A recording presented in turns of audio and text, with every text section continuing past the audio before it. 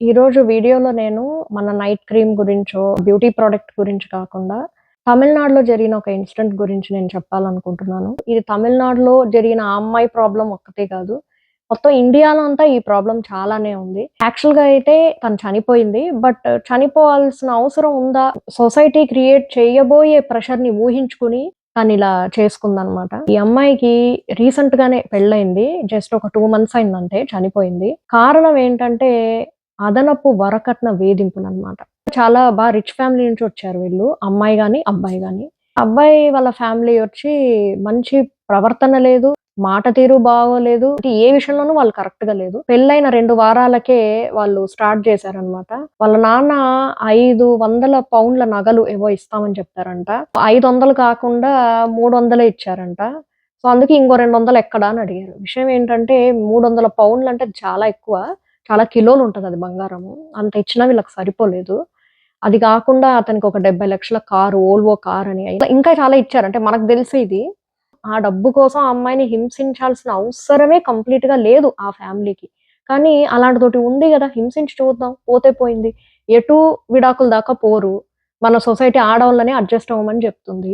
దాన్ని అడ్వాంటేజ్‌గా తీసుకున్నారు వాళ్ళు. సో, అత్తయ్య, మామయ్య, భర్త ముగ్గురు ఆ అమ్మాయిని కనీసం కూర్చోబెట్టనివ్వకుండా, "నువ్వెందుకు కూర్చోవాలి? 6, 7 గంటలు నించో అలాగే" అని జెప్పి, మనకి ఇంట్లో ఎవరైనా మన ఇంటికి ఏదైనా పని జేయడానికి ఎవరైనా వచ్చినప్పుడు గానీ, లేకపోతే ఎక్కడైనా షాపింగ్ మాల్స్‌లో అమ్మాయిలు పాపం రోజంతా నించోవాలంట వాళ్ళు అని నాకెవరో చెప్పినప్పుడు, అయ్యో! పాపం ఎలా నించుంటారో కదా! అంతసేపు పాపం అని అనిపిచ్చేది. అలా మనకేమాత్రం సంబంధం లేని వాళ్ళైనా సరే ఒక హ్యుమానిటీ మీద మనకంతసేపు నించుంటారు పాపం గదా! అన్న ఫీలింగొస్తుంది. అలాంటిది ఇంటి కోడల్ని ఆ అమ్మాయి పాపం ఏ పాపం ఎరుగదు. పెళ్లిలో అసలెలా చేశారంటే పెళ్లి మనకి మూవీస్‌లో చూస్తాం గదా! హీరో, హీరోయిన్ మ్యారేజెస్ ఎంత గొప్పగా ఉంటాయి.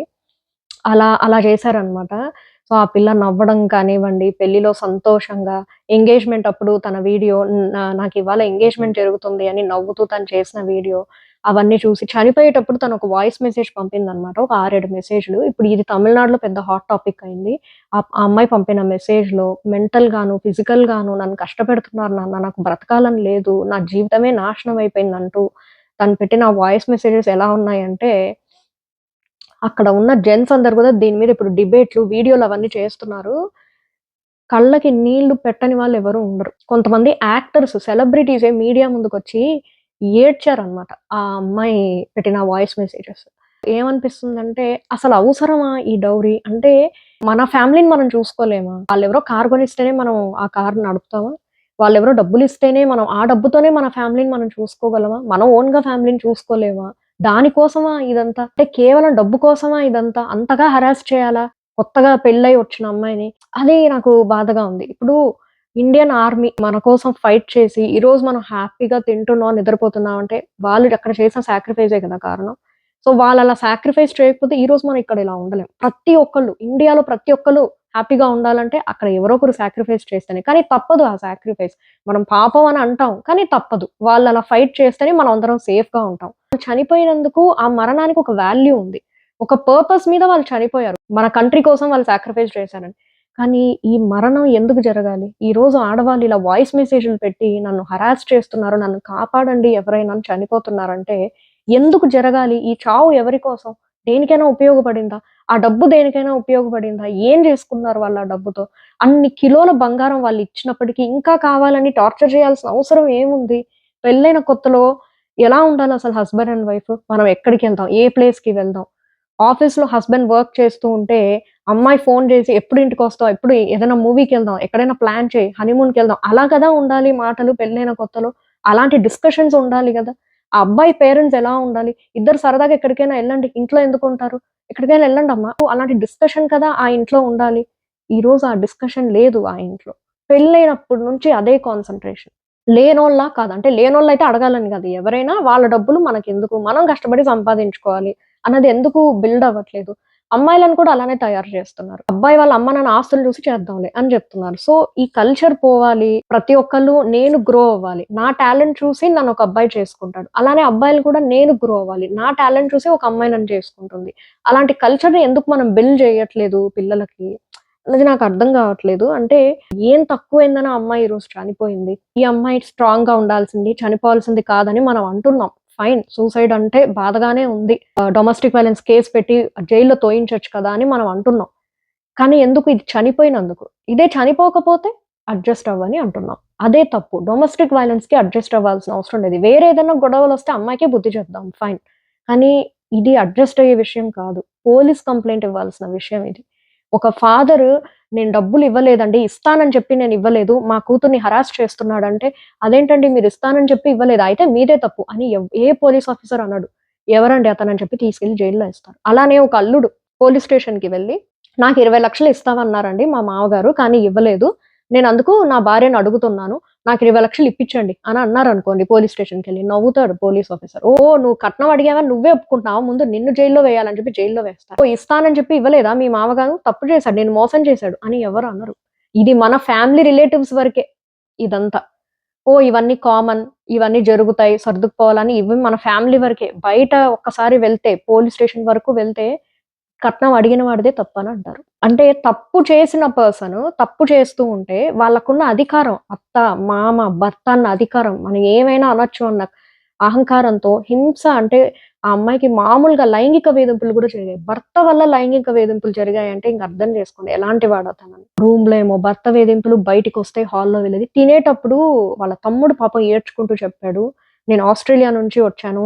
మా అక్కకి బిడ్డ పుడితే చూడ్డానికి రావాలని అనుకున్నాను నేను. కానీ ఈరోజు తన చావుకొచ్చాను నేనని బాధపడుతున్నాడు. వాళ్ళన్నారంట, "ఎందుకంత తింటున్నావు? అన్న మొహం ఎప్పుడు చూడలేదా నువ్వు?" అంటే కావాలని. పెళ్లైన కొద్ది రోజులకే నాకు బిజినెస్ పెట్టిచ్చండి. మళ్ళా అబ్బాయి ఏమి జేయడంట. డబ్బులున్నాయి ఊకే ఏమి జేయడు. 10, 20 లక్షలు రెంట్‌లో ఒస్తాయంట. అలా సాగిపోతోంది. ఒక వీడియోలో ఎక్కువ చెప్పలేను గానీ, చాలా హారాస్మెంట్స్ చాలా దారుణంగా జరిగాయి. నాకు ఈ జీవితం ఒద్దు అంటూ తను పురుగుల మందు తాగి చనిపోయింది. ఆ అమ్మాయి బ్రతికిన బ్రతుక్కి ఈరోజు తన లైఫ్‌ని అలా ఎండ్ చేసుకోవాల్సొచ్చింది. మరి ఎందుకు డొమెస్టిక్ వయలెన్స్ కేస్ పెట్టట్లేదు అమ్మాయిలు అంటే, నాకు నిజంగా అర్థం గాదు. ఎందుకు పెట్టట్లేదో. నన్ను హరాస్ చేస్తున్నాడండి. నేను కేస్ ఫైల్ చేస్తున్నాను అని రాయల్‌గా అనొచ్చు ఒక అమ్మాయి. మనం డబ్బులు అడగట్లేదు. మనల్ని ఒకరు అడుగుతున్నారని చెప్తున్నాం. కానీ దాన్ని పరువు తక్కువ అని అనుకుంటున్నారు. ఈరోజు ఈ అమ్మాయిలు ఇలా చనిపోతున్నారు. పరువు తక్కువ. అడిగిన వాడికి పరువు తక్కువ. కంప్లెయింట్ ఇచ్చిన అమ్మాయికి కాదు. సో, అమ్మాయిలు కూడా నేను గ్రో అవ్వాలని కోరుకోండి. అబ్బాయిలు గూడా నేను గ్రో అవ్వాలని కోరుకోండి. అప్పుడు ఈ ప్రాబ్లమ్‌కి ఒక సొల్యూషన్ ఉంటుంది. డౌరీ అడిగిన వెంటనే మీరు డౌరీ అడుగుతున్నారని చెప్పి కేస్ పెట్టండి. అందులోనే అందరు అమ్మాయిలు చేయండి. అప్పుడు అందరు అబ్బాయిలు మారతారు. ఓకే. మన గ్రోత్‌ని బట్టి ఇక నుండి మనకు అమ్మాయిలు దొరుకుతారు. మనం వెళ్లి మనకన్నా వయసులో పెద్దవాళ్ళ దగ్గర డబ్బులు కావాలి అని అడిగితే అందరు అమ్మాయిలు కేసులు పెడుతున్నారని చెప్పి అందరూ ఆ ప్రాసెస్ నుంచి బయటకొస్తారు. అందరూ చక్కగా చదువుకుంటారు. గ్రో అవ్వడానికి ట్రై చేస్తారు. మనకన్నా వయసులో పెద్దవాళ్ళకి కూడా ఇబ్బంది ఉండదు. రెంట్లు కట్టుకోవడానికి బాధపడుతూ ఉంటారండి ఇంట్లో. కానీ పెళ్ళిళ్ళేమో గ్రాండ్‌గా చేయాలంట. లేకపోతే అల్లుడికి ఇష్టం ఉండదంట. అది ఇవ్వాలి, ఇది ఇవ్వాలి అన్ని రూల్సే. మనకన్నా వయసులో పెద్దవాళ్ళ దగ్గర డబ్బులు తీసుకొని మనం ఏం సాధిస్తాము? మనల్ని ఎందుకు చదివించారు మన పెద్దవాళ్ళు? మనం గ్రో అయ్యి వాళ్ళని చూసుకోవాలనే గదా! పిల్లలు లేని వాళ్ళని చూస్తే తక్కువ చేసి మాట్లాడుతున్నారే అందరూ. ఓహ్! మీకు పిల్లలు లేరా? మరి మీరు పెద్దవాళ్ళయ్యాక మిమ్మల్ని ఎవరు చూసుకుంటారు? ఎవరు చూసుకుంటున్నారు పెద్దవాళ్ళయ్యాక? మళ్ళీ ఆ పిల్లల్ని పెద్దవాళ్ళే చూసుకుంటున్నారు. ఇదో ఇలా ప్యాంపరింగ్ చేసి. అంతిస్తాను, ఇంతిస్తాను అని చెప్పి. ఈరోజు ఆ పేరెంట్స్ ఎంత ఏడుస్తున్నారంటే అంత ఏడుస్తున్నారు. సర్దుకుపో అని చెప్పక ముందే ఇవన్నీ ఆలోచించుంటే అంటే ఈ రేంజ్ ఫిజికల్ హరాస్మెంట్ జరిగిందని వాళ్ళకప్పటికి ఇంకా తెలీదంటలే. తెలిస్తే వద్దే వద్దని మేము విడాకులు ఇప్పిచ్చేసేవాళ్ళము. జస్ట్ డబ్బులు అడుగుతున్నాడేమో చిన్న చిన్నయి చెప్పింది. మేము అది చిన్నదన్నట్టుగా మేమనుకున్నాము.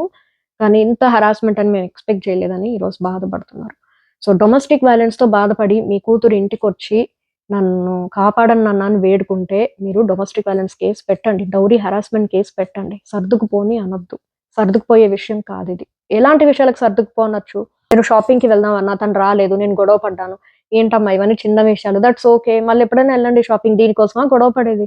నేను వంట చేయలేదు సరిగ్గా నన్ను తిట్టాడు అనంటే దట్స్ ఓకే. సర్దుకుపో. ఇవి అనొచ్చు. నేనెప్పుడు పుట్టింటికి వెళ్తున్నానని గొడవ పడుతున్నాడు. సర్దుకుపో అంటే యెస్ సర్దుకుపోవచ్చు. గొడవ పడి సర్దుకుపోవచ్చు. దానికోసము మనము హరాస్మెంట్ కేస్ పెడతామా ఏంటి? కానీ ఇది డబ్బులు కావాలని అడగడం అంటే అఫెన్స్ అండి. Criminal offence. చాట్‌జీపీటీలో కొట్టి చూడండి. మా నాన్న 20,00,000 ఇస్తా అన్నాడు. మా నాన్న ఇవ్వలేదు. అందుకు నా హస్బెండ్ నన్ను హరాస్ చేస్తున్నాడు. నేను వెళ్లి కేస్ ఫైల్ చేయొచ్చా అని చాట్‌జీపీటీలో అడగండి. 100% చేయొచ్చని వస్తుంది ఇన్ఫర్మేషన్. మీకు రైట్ ఉంది. 100% మీకు రైట్ ఉంది. మీ హస్బెండ్ మీ మీద హరాస్మెంట్ చేస్తే మీరు కేస్ ఫైల్ చేయొచ్చు. అబ్బాయి మీదనే కాదు, అమ్మాయి హరాస్ చేసినా మీరు కేస్ ఫైల్ చేయొచ్చు. డబ్బులు డిమాండ్ చేస్తే తప్పే అది. ఇలాంటి సెక్షన్స్‌ని రాంగ్‌గా వాడుకొని అమ్మాయిలు మిస్‌యూజ్ చేసి అబ్బాయిల్ని కూడా ట్రబుల్ చేసేవాళ్ళున్నారు. నేను కాదనట్లేదు. అలాంటి అమ్మాయిలుంటే వాళ్ళకి కూడా మనం బుద్ధి చెప్పాలి. అది కూడా తప్పే. ఇప్పుడు మొన్న ఈ మధ్య లవర్స్ ఇద్దరు ప్లాన్ చేసి అబ్బాయిల్ని చంపడం అవన్నీ తప్పే. ఎవరు కాదనట్లేదు. కానీ ఇది కామన్ అని అంటున్నారు. అందుకు ఇది బాధగా ఉంది. ఇప్పుడు అది తప్పని అందరూ అంటున్నారు. కానీ ఇది చనిపోయే వరకు కామన్ అని అంటున్నారు. చనిపోయాక కేస్ ఫైల్ చేస్తున్నారు. సో, చనిపోయే వరకు హరాస్మెంట్‌ని భరించాలి అని అంటోంది సొసైటీ. దానికి మనం ఖచ్చితంగా నో చెప్పాలి. అండ్ చాలామంది నేను మా రిలేటివ్స్‌లోనే ఒక అమ్మాయిని చూసాను. తను డొమెస్టిక్ వయలెన్స్ భరించి చాలా చాలా గొడవలు పడి ప్రెగ్నెంట్‌గా ఉన్నప్పుడు, కడుపుతో ఉన్నప్పుడు పాపం పుట్టింటికొచ్చింది. అతనితో గొడవ పడి అంటే విడాకులంతా ఇంకా ఏమి అవ్వలేదు. జస్ట్ గొడవ పడి వచ్చింది. ఆ టైంలోనే తనకి సీమంతం పుట్టింటి వాళ్ళు చేశారు. చేస్తున్నప్పుడు వచ్చిన రిలేటివ్స్ నిజంగా వాళ్ళు మనుషులేనని నాకనిపిస్తుంది. మా రిలేటివే మాకు కూడా దగ్గరావిడే. ఆవిడ వచ్చి బాధపడుతున్న ఆ ఫీమేల్‌కి ఇంకొక ఫీమేల్ ఏమని ఓదార్చాలి? "నువ్వేం బాధపడకమ్మా అతను చెడ్డవాడని. మేము మారుస్తాం. మేము మాట్లాడతాం అతనితో. ఇక నుంచి డబ్బుల ప్రస్తావన ఏది తీసుకురాకూడదు. మా అమ్మాయిని బాగా చూసుకోని నేను బుద్ధి చెప్తాను. కడుపుతో ఉన్నప్పుడు ఆరోగ్యంగా ఉండాలి. ఏం ఆలోచించొద్దు. హ్యాపీగా ఉండాలి." అలా గదా ఓదార్చాలి. ఆవిడ ఏమన్నదో తెలుసా? ఎన్ని ఫంక్షన్‌లు చేసి ఏం లాభం? ఈ సీమంతాలు ఇవన్నీ ఎందుకు? నీకు భర్తనే లేకుండా పోయాడు. గొడవపడి వచ్చావుగా పుట్టింటికి. భర్తనే లేడు నీ ఫంక్షన్‌లో. ఆ టైంలో అనాల్సిన మాటేనా? ఆడదానికి ఆడదే శత్రువా? ఆవిడ వచ్చినావిడ ఈ అమ్మాయి తరపునే. అబ్బాయి తరపున వాళ్ళు కాదు. ఆ అమ్మాయికి పిన్ని అవుతుంది. సొసైటీ ఇలా ఉంది కాబట్టే ఈ ప్రెషర్ భరించలేక. నేను వచ్చేస్తే నన్నే తప్పులు పడితే, నన్ను అహంకారి అంటే, నన్ను పొగరుబోతు అంటే, నాకేవేవో అఫైర్స్ ఉన్నాయని నా మీద ఏదేదో రూమర్స్ క్రియేట్ చేస్తే, తప్పుగా మాట్లాడితే నన్ను, మా నాన్న పరువేం గాను. ఇవన్నీ ఆలోచించి చనిపోతున్నారు కొంతమంది. కొంతమంది భరిస్తున్నారు. భరిస్తే మంచివాళ్ళు, మంచి అమ్మాయిలు. భరించకపోతే చెడ్డవాళ్ళు. ఇలా చనిపోతే మళ్ళీ మంచివాళ్ళు. ఇది మారాలి. ఇలాంటి డొమెస్టిక్ వయలెన్స్‌ని ఎవరు భరించాల్సిన అవసరం లేదు. నేను చెప్పేదేంటంటే అమ్మాయిలు ధైర్యంగా డొమెస్టిక్ వయలెన్స్ కేస్ పెట్టండి. సో దట్ మీ పేరెంట్స్‌కి కూడా అది ధైర్యం ఇస్తుంది. సో వాళ్ళకు అంత ఎడ్యుకేటెడ్ పీపుల్ ఉండకపోవచ్చు అందరు తల్లిదండ్రులు. సో వాళ్ళకి సపోర్ట్ ఇవ్వండి. బాధపడొద్దు నాన్న నేనున్నా గదా! నువ్వెందుకు బాధపడతావు? నన్ను హరాస్ చేస్తే. హరాస్ చేసిన వాడు బాధపడాలి. భయపడాలి. నా మీద కేస్ పెడితే ఏమవుతుందని. నేనున్నా గదా! నేను కేస్ పెడతా. అలా ధైర్యంగా ఉండండి. నేనైతే అలానే ఉంటాను. అందుకే మీకు కూడా చెప్తున్నా. నేను అది ఫాలో అవ్వకుండా మీకు చెప్పను. నేనైతే 100% అలానే ఉంటాను. మీకు ఇన్ కేస్ మీ హస్బెండ్‌తో ఆ విషయంలో మీకు ప్రాబ్లమ్ ఉంటే మీరు ఎదిరించాలి. అదే నేను అందరి లేడీస్ నుంచి కోరుకుంటున్నాను. అండ్ జెంట్స్ కూడా ఇది నా సజెషను. అమ్మాయిల కోపం రావచ్చేమో నాకు తెలీదు. మీ అమ్మా, నాన్న ఆస్తులు చూసి మీకు సంబంధాలు మాట్లాడడానికి ఎవరైనా వస్తే అలాంటి అమ్మాయిలని మీరు అవాయిడ్ చేయండి. మీ టాలెంట్ చూసి మిమ్మల్ని అడుగుతున్నారు. అబ్బాయి ఇన్‌కమ్ ఏంటండి? అబ్బాయి ఏ కంపెనీలో వర్క్ చేస్తున్నారు? తప్పు లేదు. మీరు కూడా అడగండి అమ్మాయిలని. అమ్మాయి ఏం చేస్తుందండి? చదువుకుందా? ఎంత ఎడ్యుకేటెడా? ఏ క్వాలిఫికేషన్? అవన్నీ అడగండి. వర్క్ చేస్తుందా? అడిగి చేసుకోవడంలో ఎలాంటి తప్పు లేదు. పోటీ అనేది అమ్మాయి, అబ్బాయి మధ్య ఉండాలి. ఎందుకంటే వాళ్ళే కదా పెళ్లి చేసుకొని పిల్లల్ని కని చూసుకోవాలి. కానీ పెద్దవాళ్ళ జోలికి రావద్దు. వాళ్ళు ఆల్రెడీ సక్సెస్ అయిపోయారు. ఇక నుంచి వాళ్ళు మళ్ళీ ప్రూవ్ చేసుకోవాల్సిన అవసరం లేదు. మళ్ళీ సెకండ్ ఇన్నింగ్స్ వాళ్ళకి ఇవ్వకండి. ఓకేనా? నేను ఈ విషయంలో మేలా, ఫీమేలా అని చూడట్లేదు. పెద్దవాళ్ళని ఇబ్బంది పెట్టొద్దన్నది నా కాన్సెప్ట్. ఒక పెళ్లి జరగాలంటే అబ్బాయి సక్సెస్ అవ్వాలి, అమ్మాయి సక్సెస్ అవ్వాలి. వాళ్ళు ఎంత సక్సెస్ అవుతారన్నది వాళ్ళ ఇష్టం. నేను ఇంతే సక్సెస్ అవుతా, నా వల్లే ఇంత అవుతుందంటే అది మీ ఇష్టం. మీరు తక్కువ సక్సెస్ అయ్యారా, ఎక్కువ సక్సెస్ అయ్యారా అన్నది మనకనవసరం. కానీ ఇంకొకరి డబ్బుల వల్ల నేను ఎక్కువగా సక్సెస్ అవుతాను, ఇంకొకరి డబ్బులు నాకు కావాలి అంటే అది రాంగ్. అది కూతురైనా, కొడుకైనా, కోడలైనా, అల్లుడైనా. ఈ నలుగురికి నేను అదే చెప్తున్నాను. ఆపై మీ ఇష్టం. సో ఈ జరిగినవన్నీ చూసి నాకేమనిపిస్తుందంటే డౌరీ మీద ఇంట్రెస్ట్ లేని కపుల్స్కి మాత్రము అలాంటి యంగ్స్టర్స్కి మాత్రమే ఒక మ్యాట్రిమోనియల్ సర్వీస్ స్టార్ట్ చేద్దామని అనుకుంటున్నాను. సో అది అలాంటి వాళ్ళకి ఉపయోగపడుతుంది. ఇప్పుడు ప్రెజెంట్ అంత డబ్బైతే లేదు. బట్ ఫ్యూచర్‌లో అయితే 99% నేను చేయడానికి ట్రై చేస్తాను. సో నేను చెప్పిన దాని మీద మీ వ్యూస్ ఏమైనా ఉంటే నాకు కమెంట్స్‌లో పెట్టండి.